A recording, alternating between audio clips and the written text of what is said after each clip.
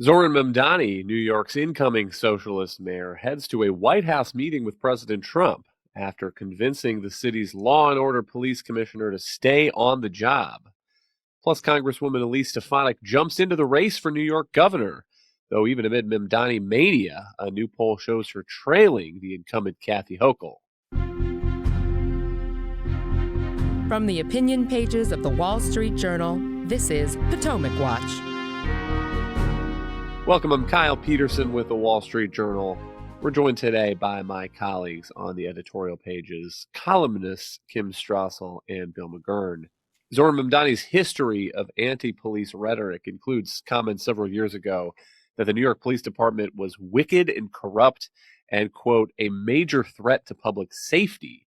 So to address that obvious political concern for voters in the recent mayoral election, Mamdani pledged that if he took office, he would reappoint the NYPD's current law and order commissioner, Jessica Tisch. The question then was whether Tisch would agree to remain and on what terms. But on Wednesday, she said she would after several conversations with the mayor-elect. Here is part of what she wrote in an email to NYPD officers. Do the mayor-elect and I agree on everything? No, we don't.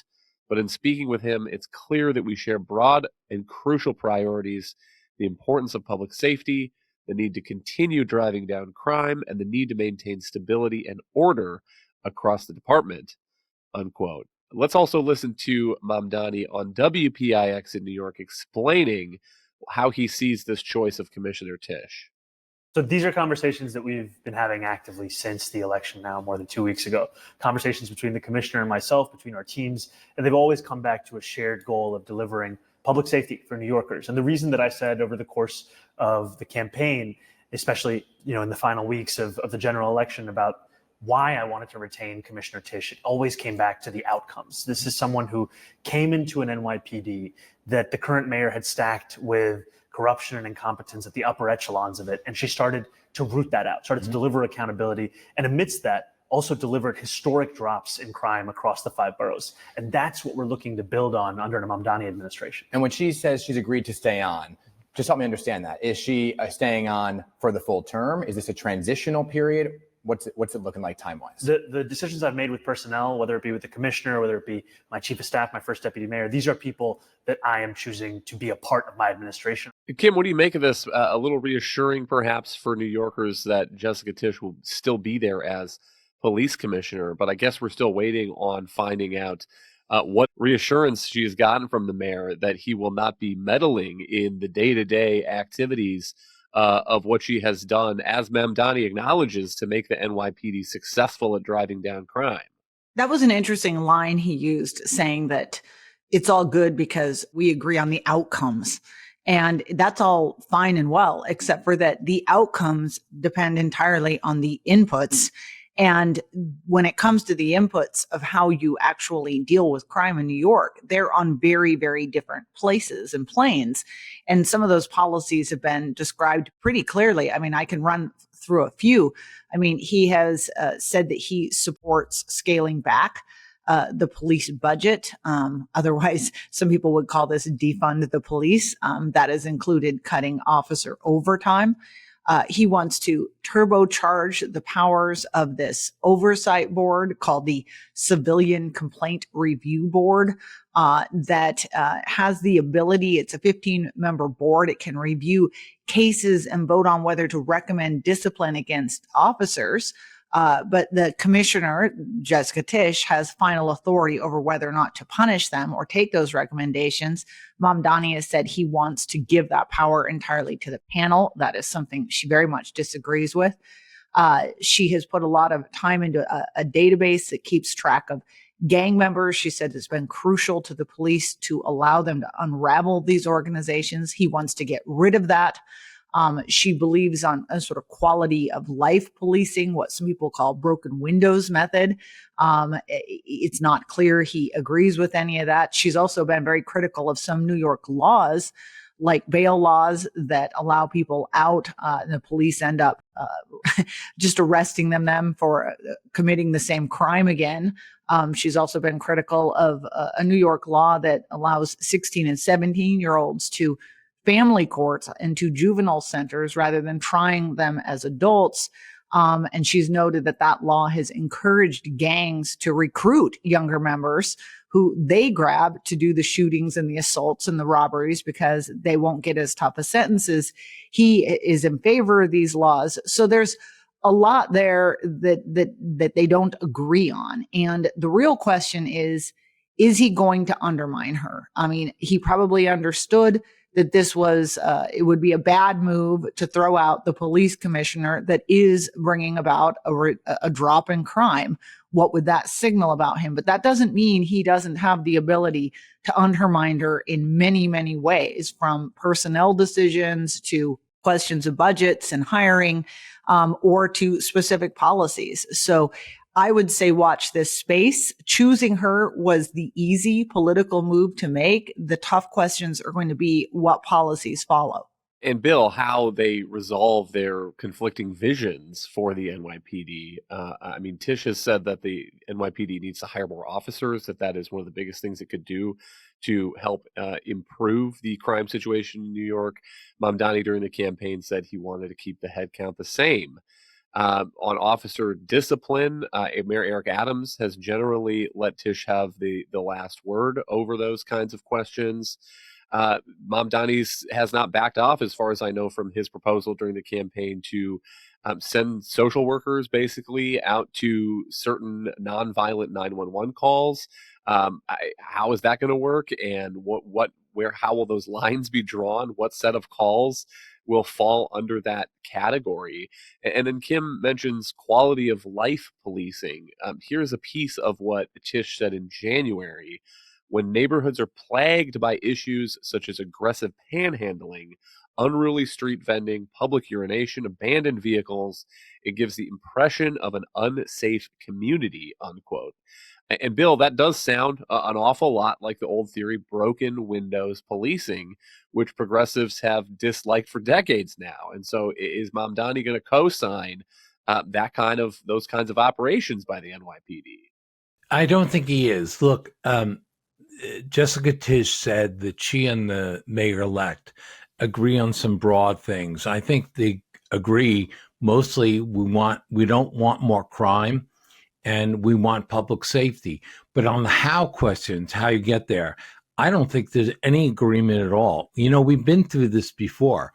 I remember when Mayor de Blasio came in, not quite as left-wing. It's hard to believe, but Mayor-elect makes Bill de Blasio look like a moderate, by comparison. But he was under pressure for the same thing. One of the great achievements in New York City was the reduction in crime by the NYPD. They began under Ed Koch, continued under Giuliani, continued under Bloomberg and so forth. That was a great achievement. People thought it couldn't be done. As I think you and Kim said, a lot of it owes to broken windows theory, which is that if you take care of the little things, they won't grow into big things, namely broken windows on block, that sort of turnstile jumping at subways. And I think that's still true today. So in many ways, I hope I'm wrong here, but I see Jessica Tisch as going the same way as Bill Bratton when push comes to shove. I don't think the mayor-elect agrees with her on anything and how to do.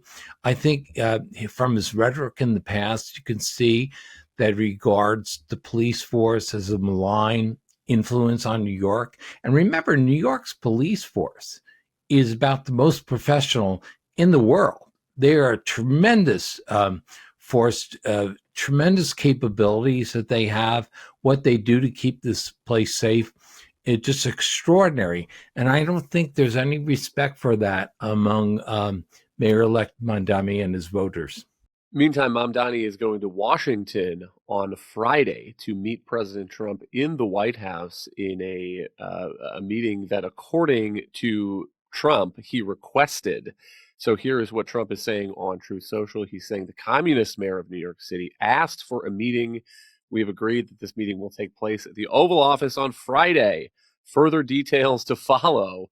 Let's listen to Mamdani speaking on MS Now on Wednesday about what he hopes to tell the president.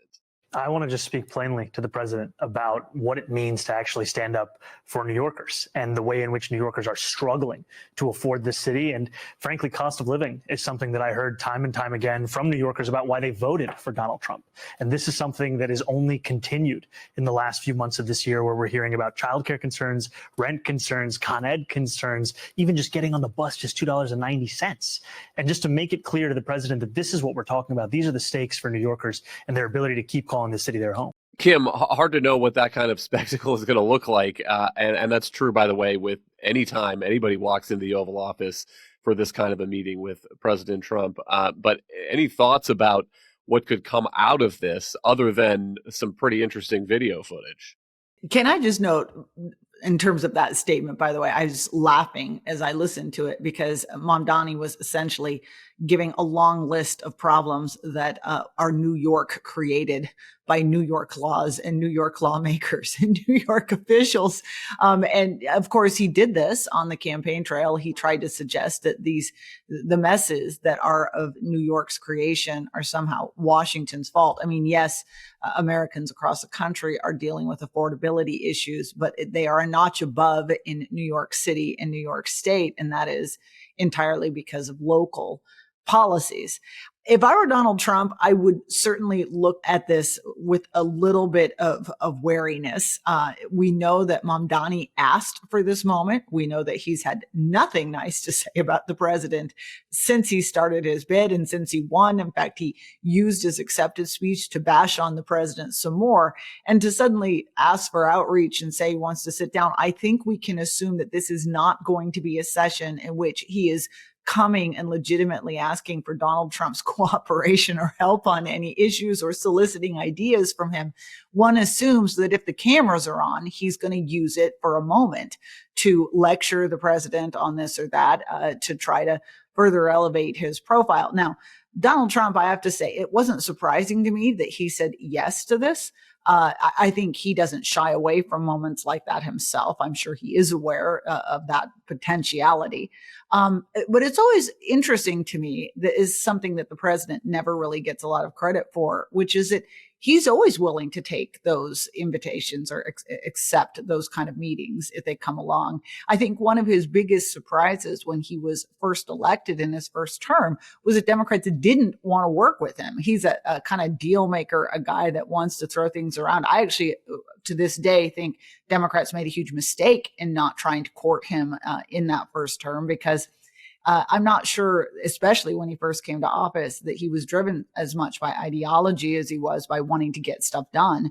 And he probably would have been willing to have made some deals. Instead, they decided to run in resistance and opposition to him. And, that's that.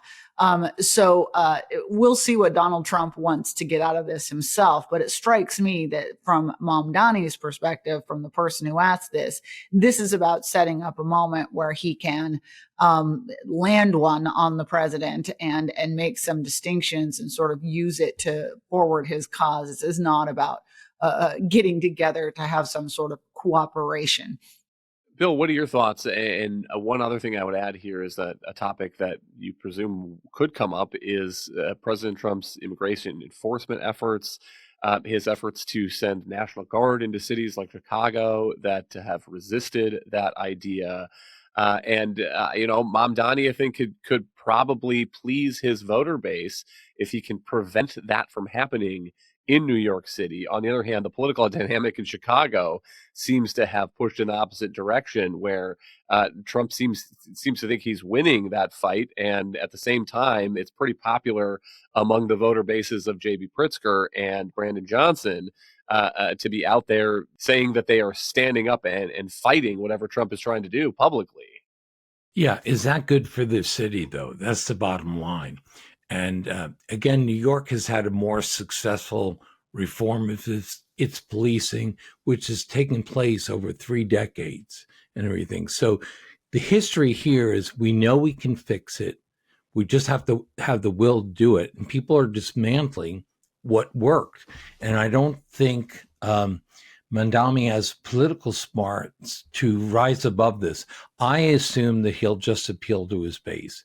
I don't see Mamdani making any kind of deal, especially with Trump. I don't think he can talk to Trump. I don't think it's in his DNA. He's given no indication. Maybe he'll surprise us. It'd be a good thing if he did. It'd be good for the city. But New York has some severe problems, like most Democratic-run cities, and I don't think they're going to get better. I think they're all going to get worse. So he might be riding high now. Remember, he hasn't done a single thing. He's not sworn in yet.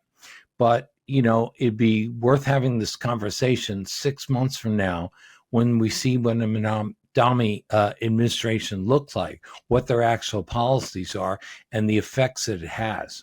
But one of the questions, Kim, is whether Mamdani has started to realize the thin margin that he has if New York City starts to enter an economic spiral, a crime spiral. I mean, he could have won the election and not come to some agreement with Jessica Tisch to stay on and blamed it on her and said we couldn't come to terms and she's going to depart. And here is my new police commissioner. And the fact that Tisch had several conversations, she said, took her time and thought about the decision to stay does suggest to me that she feels like she's going to be able to police the city, allowed to police the city in the way that she feels she needs to. And I mean, it's interesting because there's been a lot of talk on the economic side about the effects of a Mamdani administration and whether it could cause businesses and residents to flee New York City. Still an open question, I think, and the crime would be an equally large part of that potentially. But notable that states are already out there trying to start this bidding war. Tennessee's Governor Bill Lee was on social media recently with a video urging states to call up his state's Department of Economic Development. They're ready to help you make a move. Notably, Tennessee is a state, one of those states with 0% no individual income tax. And so I'm not going to make the argument that Mamdani has a pragmatic bone in his body because we haven't seen that yet. But if the worries about where a spiral could send New York and his mayoral administration have started to sink in, that would at least be something. He certainly has political bones in his body, and I think that that's important. There's always a difference between policy and politics.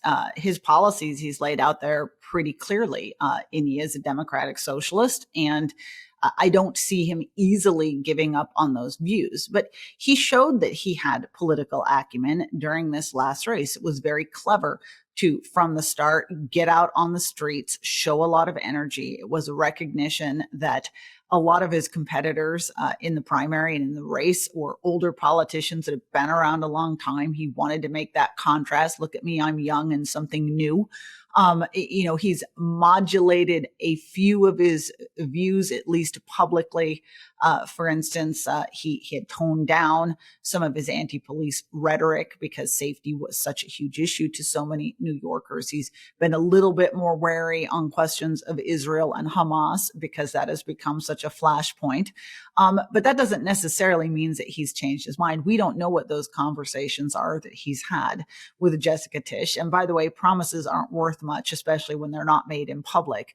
So, we'll see what he says. Again, I say watch this space. Does he allow her to hire any more officers? Does he choose her executive staff and those that are around her and make it essentially impossible for her to continue doing what she does? It would be much better for Mamdani from a political perspective for Jessica Tisch to say, I'm quitting, I'm not doing this anymore, than for him to have pushed her out in the beginning. And that might be what he's looking for in the end. I'd like to think that there's some pragmatism there. But the history that we have seen in a lot of these places where democratic socialists are elected is they don't necessarily change their perspectives, and they blame a lot of the resulting problems on outside forces, as much as we saw Mamdani do in suggesting that New York's problems are the fault of Donald Trump. New York has a real problem. There are people moving out.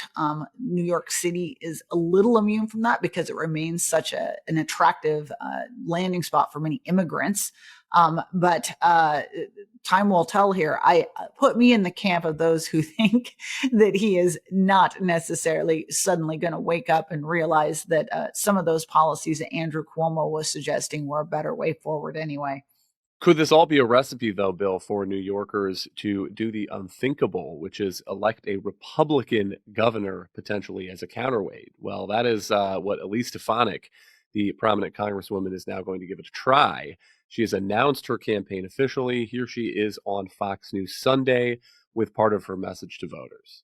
Whether it's Republicans or Democrats, people do not want their taxes raised. We are the highest tax state in the nation, and it's why one of the many reasons that we are the most unaffordable. In terms of removing the mayor from office, of course, that's in the New York State Constitution, and I will follow the Constitution. But we're going to win to make sure that we stop these tax hikes and instead cut taxes, that we unleash energy independence in the form of fracking, that we get rid of this outrageous gas stove ban. Bill, your column a couple weeks ago was on this forthcoming campaign under the headline, Elise Stefanik aims for Albany. How do you size up her opening here? I think it's pretty good. Look, she has huge odds against her. There are about twice as many Democrats registered in New York as Republicans, and then you got independents. So it's an uphill battle for anyone. I think it's been, almost 25 years since the last Republican was elected governor. So you start out far behind. But I think Elise is going in the right way to have a debate over costs and spending and so forth. We had a thing about businesses leaving for other states. The red-blue divide is sharpening. And one of the issues, just one, there's many issues, regulation and so forth. One of the issues I think that'll increasingly come to play is school choice. Most of my friends who live in New York are just stuck by the public school system that is unresponsive. They either send the kids to private schools if they can get them a charter school or something. And many of the red states have adopted that. And that's going to be the same on taxes and regulation. And I think the Democratic states are in a real bind. Now, whether Elise can make this point in persuasive ways to the voters, that's a question. But I'll say this is the difference. First of all, she's campaigning against Kathy Hochul, who endorsed Mamdani. So she's stuck with his agenda. And I'm sure she's going to hang that around her. So I think the lines may be sharpening. And I don't know whether she'll be successful, but she was successful as the youngest woman ever elected to Congress when she ran. So she shouldn't be counted out. Mayor Mamdani or no, New York is a pretty tough state, though, for Republicans, Kim. Notable poll out this week on this governor's race shows Kathy Hochul leading Elise Stefanik by 20 points, 52% to 32%. I mean, obviously, we're miles away from the finish line here. One other notable point from this poll, though, I thought, Kim, is that Hochul is also facing a primary challenge from her lieutenant governor, Antonio Delgado. And interestingly, this survey shows her leading Delgado pretty handily, 56 to 16. On the other hand, that primary, as it unfolds, one of the questions will be how successful Delgado can be at attacking Hochul and whether Hochul feels like she needs to move further left in response. And if she makes some progressive commitments to win that Democratic primary, to lock down a nomination for a second term, that could also widen the opportunities for Elise Stefanik to say, listen, we need a change of pace here. I mean, look, this is going to be a tough race for Elise Stefanik to win. And in addition to that poll that you showed, a couple of other things that will work against her. This is going to be happening in a midterm cycle at a period of time where, if history proves anything, the headwinds will be against the party that is in government in Washington, which are Republicans. Also, don't forget that New York politics is absolutely dominated by this sort of iron grip of public unions, trial lawyers, green lobbies, Soros money, which is going to combine to just dump money into a race to campaign against her and to campaign for Kathy Hochul. I mean, look, here's what she's got going for her on the other hand. As Bill noted, she's a skilled politician. She's very disciplined. And she's also a member of the House leadership, which has given her a huge profile, which was burnished over the past couple of years because of her prominent role in questioning a lot of these Ivy League college presidents over their handling of pro-Palestinian protests. And that has given her a platform to raise a fair amount of money. She's got $13 million in the bank, which is not a bad place to begin with if you're going to run a campaign in a state as big as New York. And then finally, I think the other thing she's got going for her is she's got Zohran Mamdani, who I think, if my past views bear out, is not going to turn to the pragmatic, and probably is going to cause some real mayhem in the city, which she'll be able to run against. And then Kathy Hochul has this primary from Delgado, who really is going to try to push her to the left. She's going to feel the pressure from him. She's going to feel the pressure from Mamdani. The smart thing for her to do, by the way, would probably be to try to run to the middle to contrast herself to some of these guys. But that is not really in Kathy Hochul's nature. And it could well be that the pressure from them even causes her to backtrack on some promises that she's made, like, for instance, on taxes, which could end her up sideways with a lot of voters. So there are openings here. New York has gotten close in the past in some of these races for Republicans. So it's not inconceivable, just like it hasn't ever been conceivable in Massachusetts or New Jersey or other blue states. Thank you, Kim and Bill. Thank you all for listening. You can email us at pwpodcast@wsj.com. If you like the show, please hit that subscribe button, and we'll be back tomorrow with another edition of Potomac Watch.